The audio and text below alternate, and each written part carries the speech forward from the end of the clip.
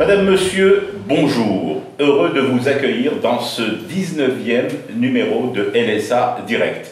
L'émission d'actualité du Soir d'Algérie reçoit ce dimanche Djil El Sofiane, président du parti Djil Jadid. Nous sortons d'un scrutin, celui sur la réforme de la Constitution. Il y a aussi cette absence du président Tebboune pour cause de maladie. La maladie, c'est celle qui occupe aussi le devant de la scène mondiale depuis des mois, la pandémie de Covid-19. De tout cela, nous allons bien évidemment discuter avec le leader de Djil Jadid et d'autres sujets également. Cela s'entend bien évidemment. Djil El Sofiane, bonjour. Bonjour, Hakim. Tout de suite, cette première question. 23,7% de taux de participation à un référendum populaire sur une constitution remaniée. 23%, ce n'est pas très populaire. Eh bien non. Ce référendum nous donne, je pense, au moins trois grandes conclusions. La première est que, pour la première fois depuis très longtemps, on voit apparaître des chiffres qui sont, qui correspondent au réel. Et ça, c'est important pour nous. Je pense que le pouvoir aurait pu, comme par le passé, gonfler les chiffres. Nous avons vécu sur la fraude maintenant depuis des dizaines d'années, où la scène politique a été configurée au gré de la volonté des dirigeants. Aujourd'hui, on se retrouve face à un résultat qui interpelle, qui étonne. Comment se fait-il que cette fois-ci, le pouvoir ait accepté de donner un vrai chiffre? La deuxième leçon est que ce taux reste quand même très faible et il révèle qu'il y a un grand malaise dans la population. Il y a à l'évidence une maladie politique dans le pays. Le pays est malade politiquement, mais ce depuis très longtemps. C'est une maladie chronique et non pas aiguë. Les précédents scrutins, j'imagine que s'il y avait eu une déclaration sérieuse et réaliste des chiffres, on n'aurait pas été plus loin que cela. D'ailleurs, très souvent, on donnait des chiffres comme ça, derrière le rideau, autour de 15%, 20%. Et donc, les 23% ne sont pas quelque chose de nouveau.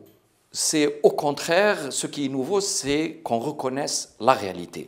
Et c'est à partir du moment où on reconnaît une réalité qu'on peut la corriger, qu'on peut apporter le traitement s'il y a lieu d'en faire un. Troisième et dernière leçon, c'est qu'au final, parmi ceux qui se sont exprimés, la Constitution est passée. Et de ce fait, cette Constitution, une fois promulguée, va déployer ses effets qu'on verra très prochainement, j'imagine.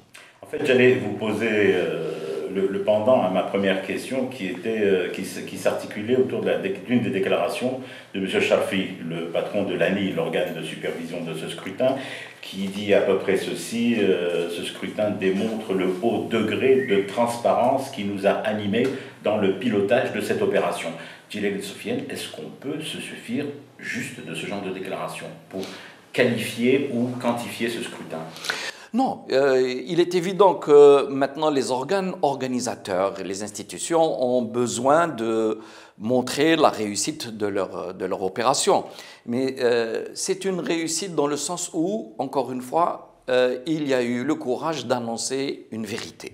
Le reste, nous venons de découvrir l'horreur de ce qu'a laissé un régime pendant 20 ans, où plus personne ne fait confiance, où on a beau présenter un texte qui, par ailleurs, on pourrait ouvrir la discussion, qui propose pas mal de choses qui font évoluer le système législatif, ou en tout cas ce qui devrait entraîner ce changement dans une direction positive. On peut revenir là-dessus. Mais voyez-vous, les Algériens n'ont pas considéré cela en fonction du contenu de la Constitution, mais en fonction du contexte. Il y a le texte et le contexte. Les Algériens ont fait fi du texte et se sont attachés au contexte. Djil El Sofiane, contexte et réalité aussi. Moi, je ne suis pas très à l'aise avec les chiffres. Vous me corrigerez si je me trompe.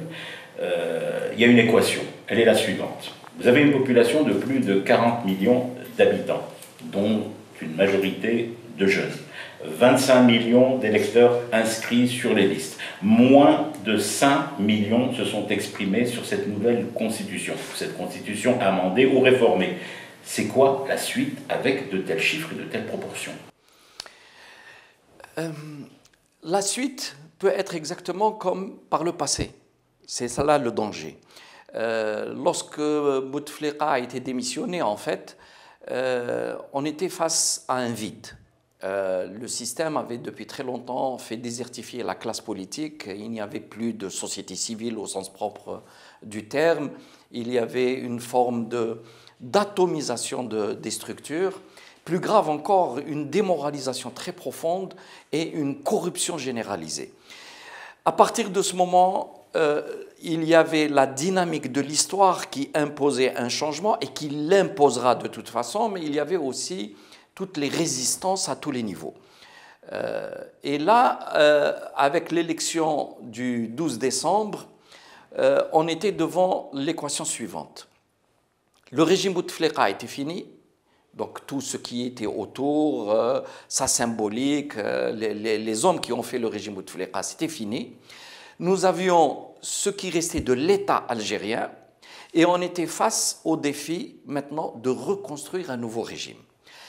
À ce moment-là, ce nouveau régime pouvait soit reprendre l'ancienne tenue et rétablir et recycler l'ancien système, ou alors aller vers quelque chose de nouveau. Alors l'attitude pouvait être la suivante.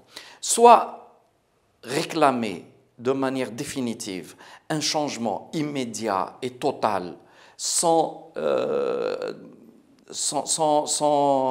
permettre aucun espace de mouvement pour le pouvoir, soit au contraire essayer de dialoguer et essayer de positiver les choses. La première solution allait amener forcément le pouvoir à se recroqueviller, à essayer de se défendre et à essayer de s'appuyer sur ce qui pouvait être présent habituellement, le même système, les mêmes réseaux. Ou alors, au contraire, l'aider à s'ouvrir, le pousser à aller vers des concessions, et tout en lui donnant une assurance qu'il n'allait pas y avoir de bouleversements fondamentaux qui pouvaient remettre en cause même la viabilité de l'État. On est encore dans cette optique. Je pense qu'il y a un premier pas avec cette constitution, parce que de toute façon, elle va être mise en application. Maintenant, le grand défi, le grand enjeu final, la finale, ça va être aux législatives. On y viendra aux législatives. Vous avez décrit deux voies de sortie.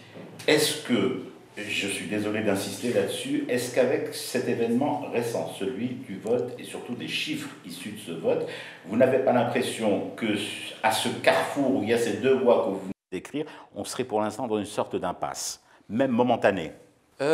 On est dans une situation entre deux chaises.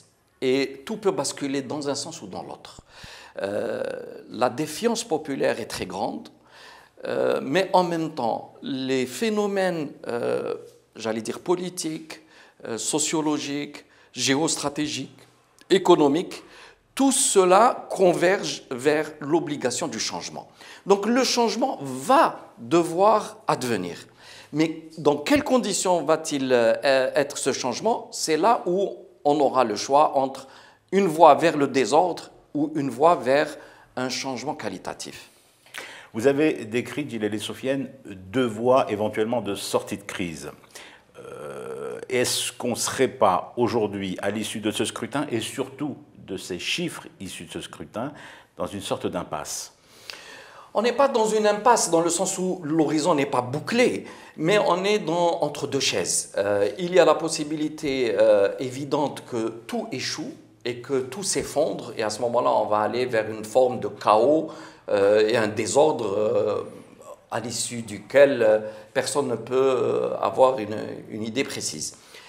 Par contre, on peut très bien aussi dépasser ces moments de défiance populaire et faire gagner quelque chose de nouveau en perspective, et particulièrement dans la perspective des élections législatives.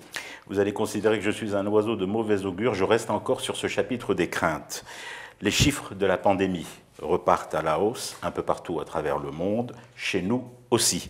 Des voix, au début timides, aujourd'hui plus marquées, n'hésitent pas à affirmer que les chiffres officiels des contaminations ne reflètent pas la réalité des ravages causés par le virus. Les chiffres officiels vous semblent probants? Non, il est évident qu'il y a beaucoup plus de contamination que ce que peuvent révéler les chiffres officiels. Je rappelle que par rapport à une décision de l'OMS, me semble-t-il, les chiffres déclarés ne sont que ceux qui ont été testés par la PCR et qui sont positifs. Or, tout le monde sait très bien que très peu de gens vont aller jusqu'à la PCR. Non, il y a une flambée de contamination. Pardon de vous interrompre, nous avions reçu ici même le ministre de la Santé, professeur Benbouzid. Nous lui avions posé la question sur les tests et le dépistage.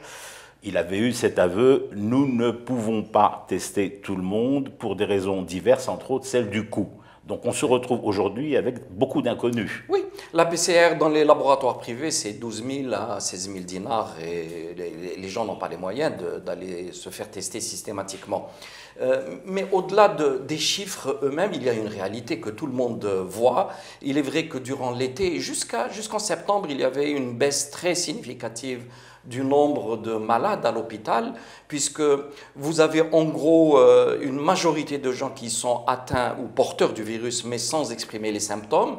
Vous avez une partie qui exprime les symptômes, et de cette partie-là, une minorité qui malheureusement se retrouve à l'hôpital. Et donc finalement, on a une idée du niveau de contamination par le nombre de gens hospitalisés. Et heureusement, pas par le nombre de décès, parce que finalement, les décès restent relativement en nombre restreint. Je pense que les chiffres autour de la dizaine, peut-être 2-3 dizaines, c'est possible si les chiffres ne sont pas exacts, mais ça reste, disons, modeste par rapport à la flambée derrière le leader politique, le médecin ressurgit. L'hospitalisation en Allemagne du chef de l'État a relancé le débat sur la santé en Algérie et les soins à l'étranger pour les dignitaires. Au moment où le slogan en vogue, c'est El Jazair El Jadida et la Deuxième République. Un président soigné à l'étranger. Ça ne va pas aider, ça? Non, parce que de toute façon, ce sont les conséquences d'une gestion calamiteuse qui a duré plusieurs décennies. Il ne faut pas oublier qu'il y a eu les 20 ans du bouteflekisme, mais il y a eu 10 ans auparavant de terrorisme qui a mis à plat toutes les structures du pays, qui a empêché le pays de se développer. Et il faut qu'on se dise les vérités. L'Algérie est un pays sous-développé malgré la rente des hydrocarbures qui a permis aux Algériens d'avoir un pouvoir d'achat. Mais c'est un pouvoir d'achat de rente.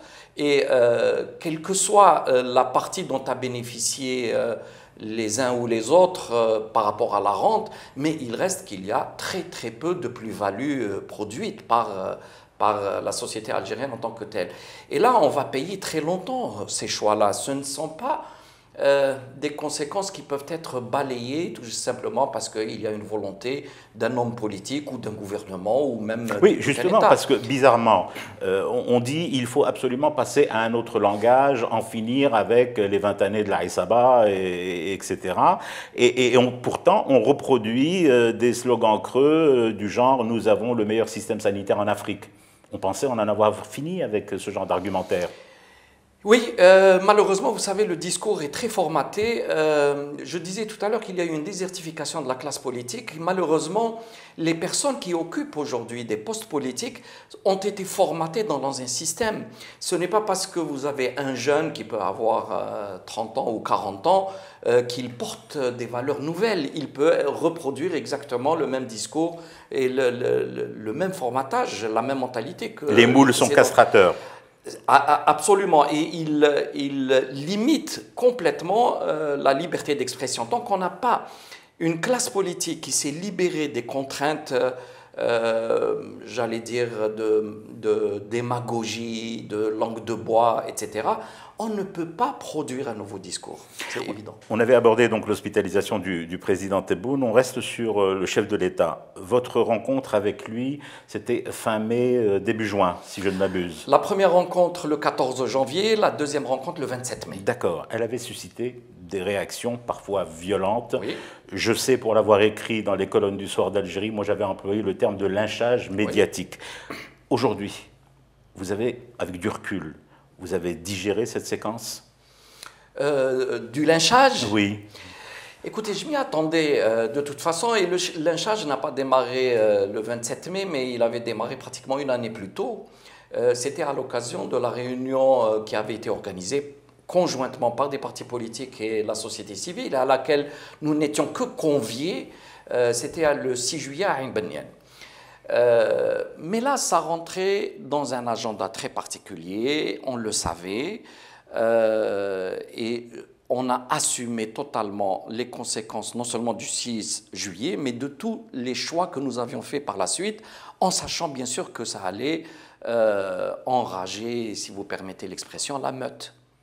Oui, les réactions ont été violentes. Mais est-ce que vous ne pensez pas, Djilali Sofiane, que par rapport au Hirak, un des slogans qui aura finalement porté le plus tort à la reconstruction petit à petit de cette Deuxième République, ça a été Itnehaouga. Comme si, en fait, avant le Hirak, tout le monde était pourri. Est-ce que vous ne pensez pas que, même s'il était exaltant le jour où il a été énoncé, il a joué plus de tort qu'autre chose? Itnehaouga était un superbe slogan au début. Il a fait de l'effet. C'était une manière de dire qu'on veut réellement un profond changement. Le peuple, vous savez, en général, les Algériens en particulier, sont très résilients, résistants. On l'a vu dans les années 90, on les a vus durant 20 années. Ils ont supporté beaucoup de choses, mais à la fin, l'humiliation de trop était qu'on voulait imposer à l'Algérie une sorte de cadre, pour ne pas dire des mots plus blessants, derrière lequel se cachaient les décideurs qui se partageaient la rente et qui faisaient ce que leur semblait bon de faire avec le pays. Mais à partir d'un certain moment, au bout de 2 mois, 3 mois, on est arrivé au mois de mai, au mois de juin, alors que le Hirak était à son summum, il fallait que l'élite du pays, et en particulier ceux qui prônaient la démocratie, l'état de droit, et donc une forme de sagesse en comprenant très bien qu'une société plurielle comme la société algérienne était composite et que c'était difficile d'aboutir comme ça à des consensus au pied levé, et qu'il fallait faire ce travail en écoutant et en échangeant. Malheureusement, cette élite-là, celle qui s'est voulue représentative du Hirak, je pense qu'elle a très largement usurpé cette position. Je rappelle simplement que les mois qui avaient précédé vous parleriez d'un hold-up sur le Hirak? Une tentative de hold-up, il n'y a pas de doute. Je rappelle les mois qui avaient précédé le 22 février, ces gens-là, on ne les voyait pas. Ils ne disaient rien. Et au contraire, ils critiquaient ceux qui étaient sur le terrain, dont Djil Jadid faisait partie. Nous étions sur le terrain, nous avons été... Vous étiez même sorti avant le 22. Bien avant, puisqu'on a commencé à sortir en août 2018, et on avait subi à plusieurs reprises la répression policière. Mais à ce moment-là, personne ne s'offusquait, personne ne se posait des questions, ils ont trouvé que c'était tout à fait normal. Le 22 février, je rappelle que la majorité de ceux qui ensuite ont voulu représenter le Hirak n'étaient même pas là. Le 22 février, et d'autres ont fait des déclarations contre le mouvement le 22 février. Puis, la vague montant, beaucoup de ces personnalités ont estimé qu'il était bon qu'ils prennent les devants de la scène. Grand bien leur fasse, le problème est que ils ont fait quelque part échouer les possibilités de dialoguer et de négocier et d'avoir quelque chose, des concessions sérieuses, le moment où le Hirak était fort. Mais à force de radicalité, ils se sont inscrits dans un agenda qui n'était plus un agenda algérien. Et là, c'était dramatique.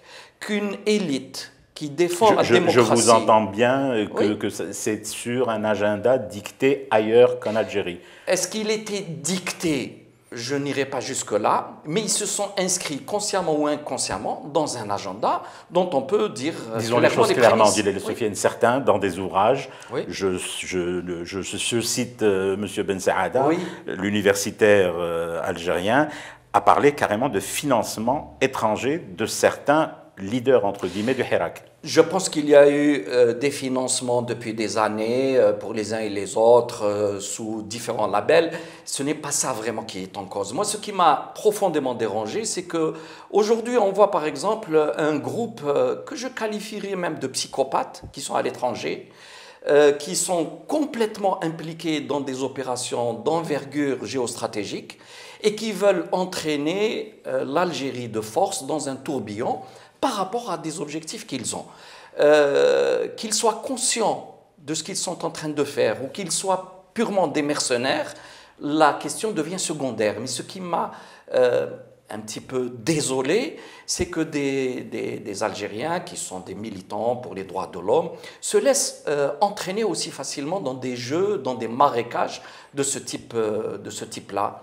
Donc le lynchage, pour revenir dessus, qui a été organisé et financé spécifiquement, c'était parce que Djil Jadid dérangeait fondamentalement un agenda qui était tracé. Je reviens sur, toujours en lien avec le Hirak aussi, sur vos entretiens, donc les 2 entretiens avec le président Tebboune. Vous aviez pourtant abordé avec lui des sujets sensibles, évités par d'autres, que les autres n'ont pas abordés. Il s'était engagé sur ces questions-là. 5 mois après votre entrevue avec le chef de l'État, des détenus d'opinion, des journalistes ou de simples blogueurs sont toujours en prison. Oui. Alors que dit aujourd'hui Djil Jadid par rapport à cette situation? Par rapport à cette question, je rappelle simplement les faits. Lors de ma première rencontre avec le président, en sortant, j'avais fait un long communiqué et j'ai intervenu à plusieurs reprises au niveau de la presse pour expliquer le contenu de la discussion.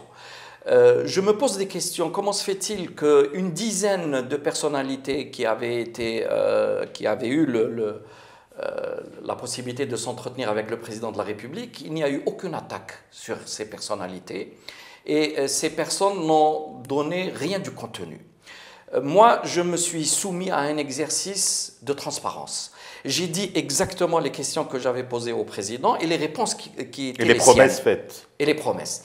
À la suite de cette rencontre-là, quelques semaines après, il y a eu, je rappelle, la libération d'un nombre considérable de jeunes qui avaient été mis en prison avant l'élection présidentielle et pour de simples raisons d'opinion, que ce soit quelque chose exprimé sur les réseaux ou le fait d'avoir porté l'emblème Amazigh.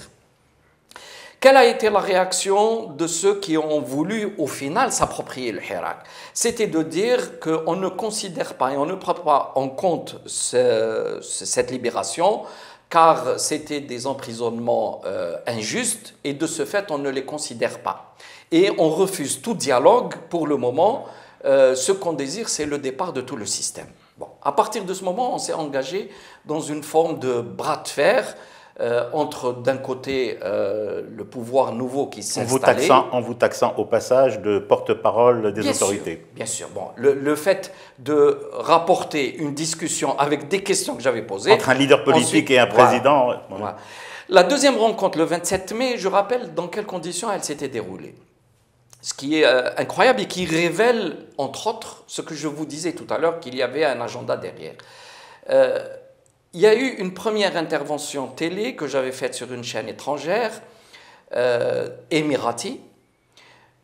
Si mes souvenirs sont bons, c'était le 29 mai.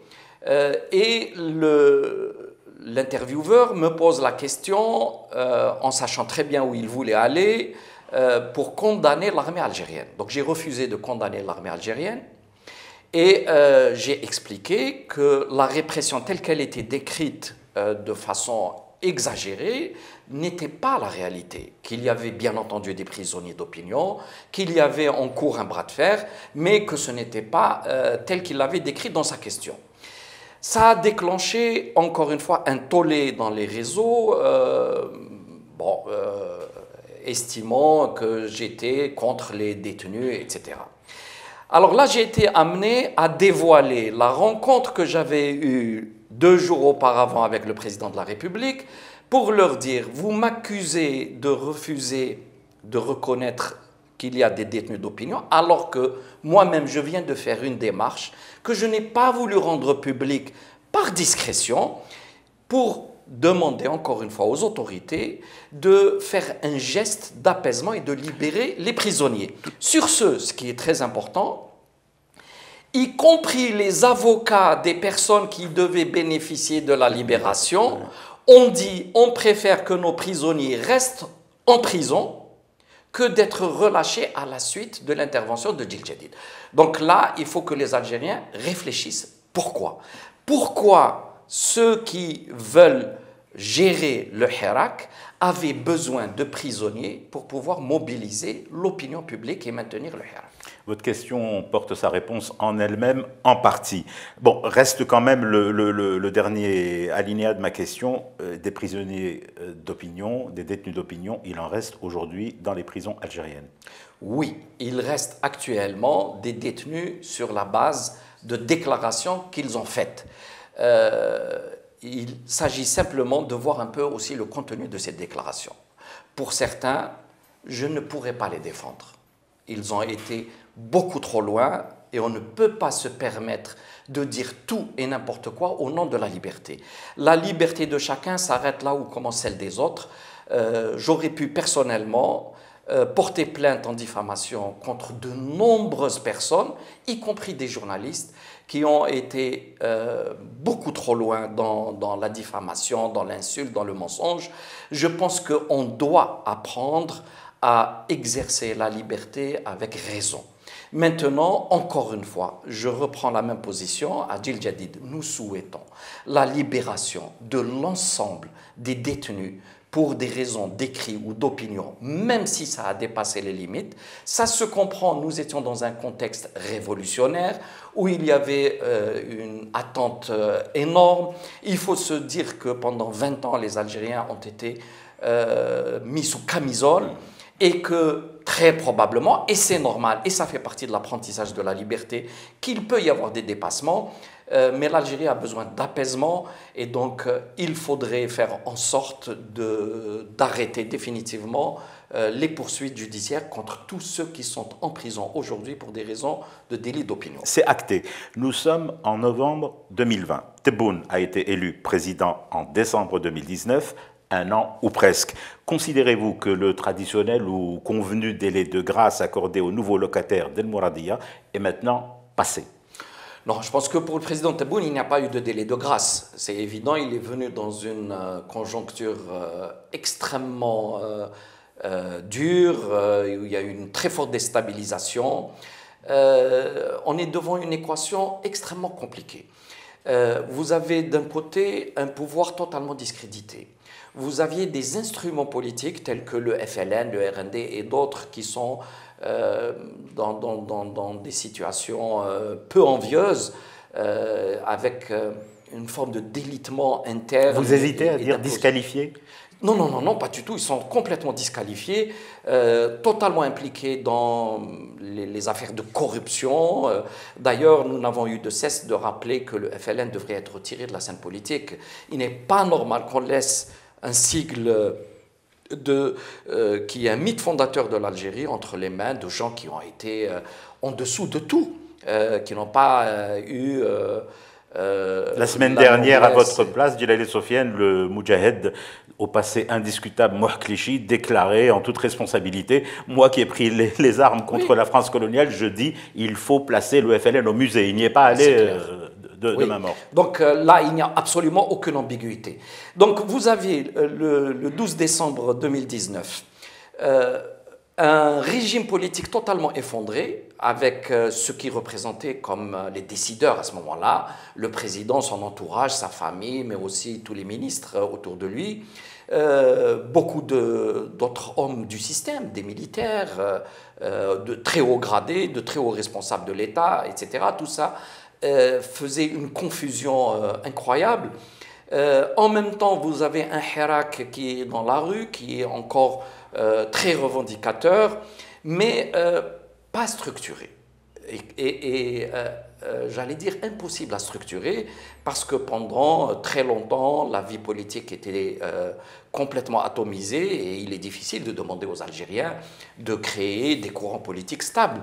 Et d'ailleurs, l'erreur qui a été commise très tôt, c'est que l'élite dont je parlais tout à l'heure avait refusé au départ d'encadrer, ne serait-ce que sur le plan purement pratique, d'encadrer le mouvement. Je le dis non pas comme étant une simple accusation, mais des faits. Je rappelle que le 26 février, c'est-à-dire 4 jours après le déclenchement La date historique du 22. La date historique. Nous avions organisé une réunion qui, à nos yeux, était très importante. On avait contacté l'ensemble des acteurs politiques de toute obédience et la réunion s'était tenue au siège de Djil Djedid et on avait proposé à ce moment-là de faire une déclaration commune sur les grands traits, sur comment on voyait les perspectives, comment on pouvait mettre le pays sur les rails d'un renouveau pour aller vers l'état de droit. Malheureusement, la majorité a refusé. Les calculs étaient déjà là, sur la table, et chacun voulait ramasser les agendas dont vous me parliez tout à l'heure. Un mot d'économie. Certains, oui, peut-être un peu brutalement, affirment que les deux gros dossiers, gros entre parenthèses, économiques abordés jusqu'à présent, ça a été l'aide aux start-up et l'autorisation ou non d'importer des voitures d'occasion de moins de 3 ans. Ça vous paraît excessif comme critique ou alors il y a une part de vrai dans cette approche un peu acerbe? Plus concrètement, vous, Sofiane Djilali, vous arrivez à voir, à discerner une feuille de route en la matière? Non, il n'y a pas encore une feuille de route et une vision globale qui est devant nous. Ce sont pour le moment comme des décisions par à-coups. Je ne pense pas qu'il y ait eu que ces deux décisions-là qui sont au final complètement marginales par rapport au volume du PIB algérien. Je ne l'ai pas écrit, mais je pensais oui, gadget économique. Oui, non. Ça peut rentrer aussi dans une feuille de route. Je comprends très bien qu'on veuille encourager les startups, etc. Mais l'infrastructure économique est à terre là aujourd'hui. Vous avez des secteurs qui emploient fortement de la main-d'œuvre et qui sont générateurs de PIB qui sont pratiquement à l'arrêt, qui sont bloqués. Il aurait fallu proposer une feuille de route beaucoup plus large et plus sérieuse. Est-ce que c'était lié au calendrier? Parce que on se rappelle très rapidement à l'installation du président de la République, il avait promis une révision constitutionnelle très rapidement, puis un parlement renouvelé. Et à partir de ce moment-là, il y aurait eu un gouvernement représentatif qui aurait eu toute la légitimité pour ouvrir les gros dossiers, parce qu'il y a devant nous d'immenses dossiers.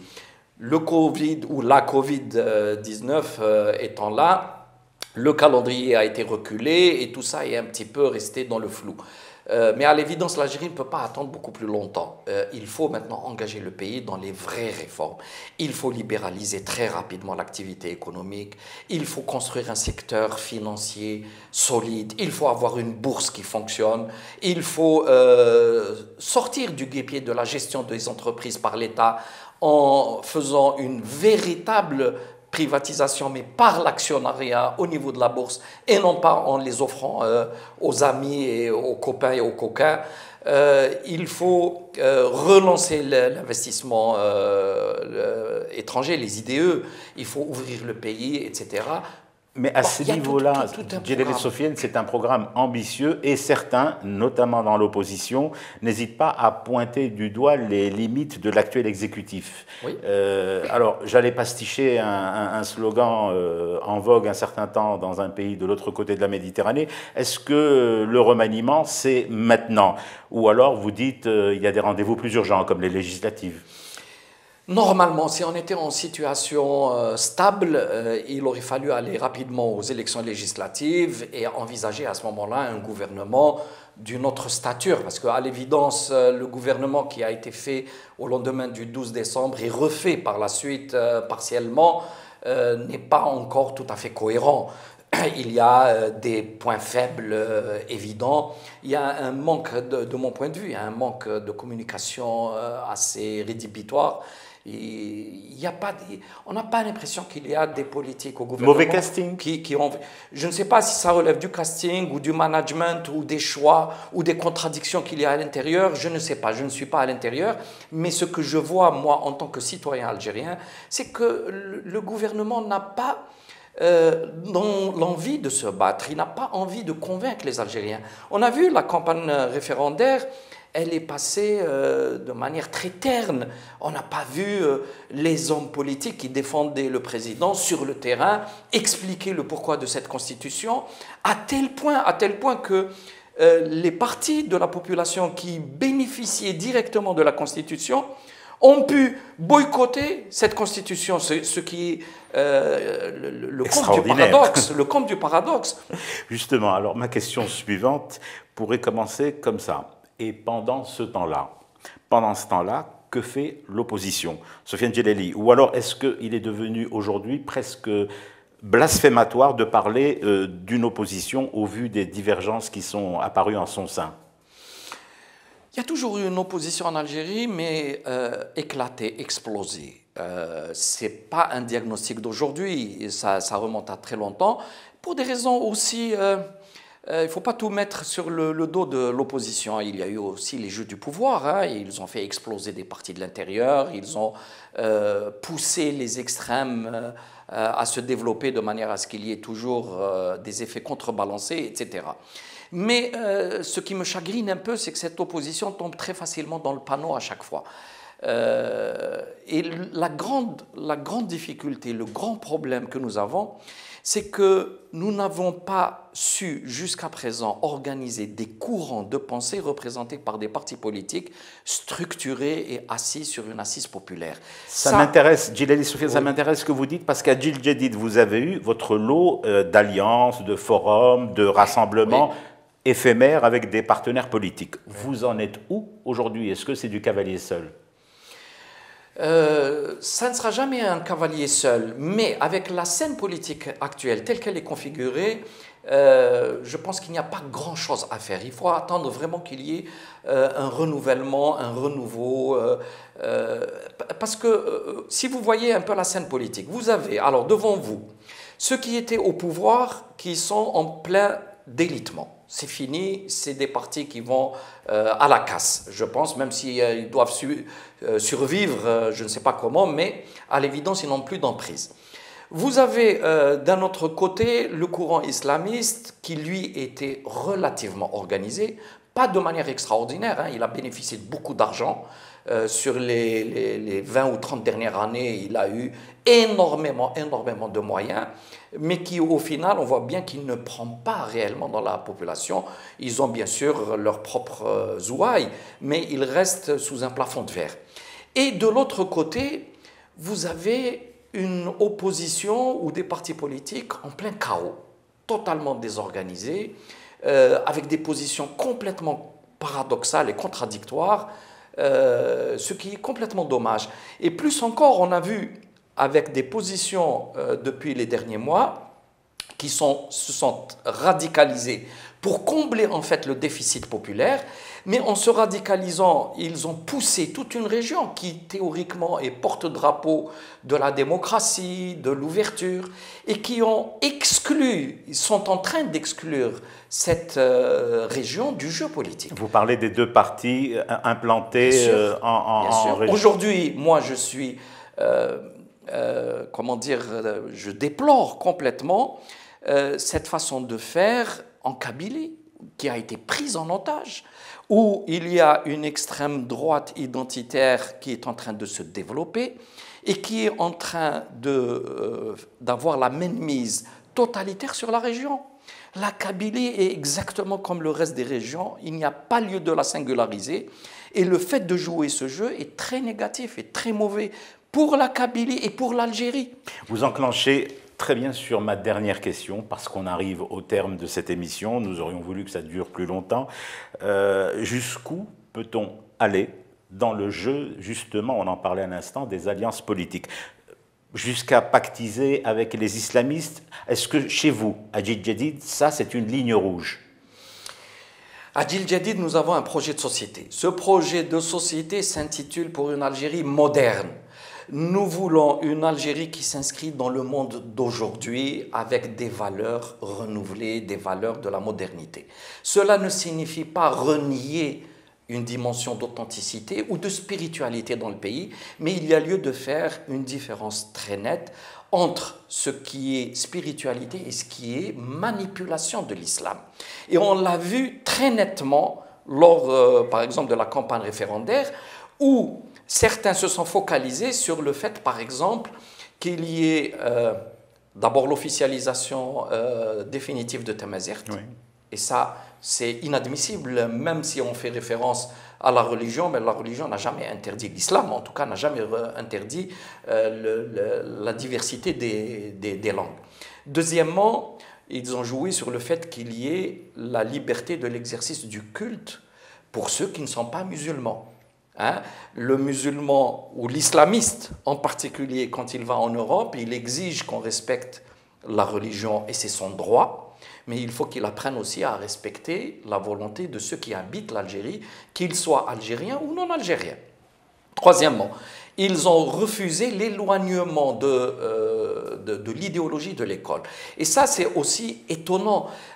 Ils assimilent en fait l'islam à une idéologie. En fait, ils confondent entre les militants de leur parti et la religion.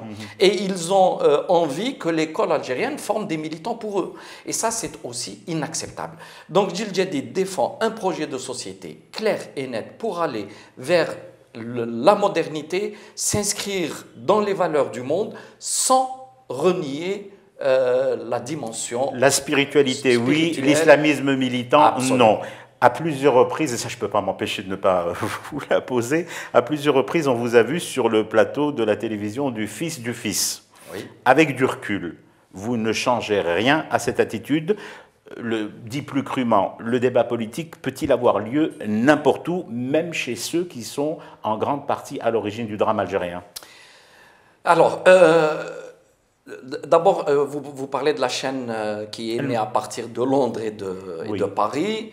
Le moment où elle émettait à partir de 2012, elle ne prônait pas d'idéologie à ce moment-là.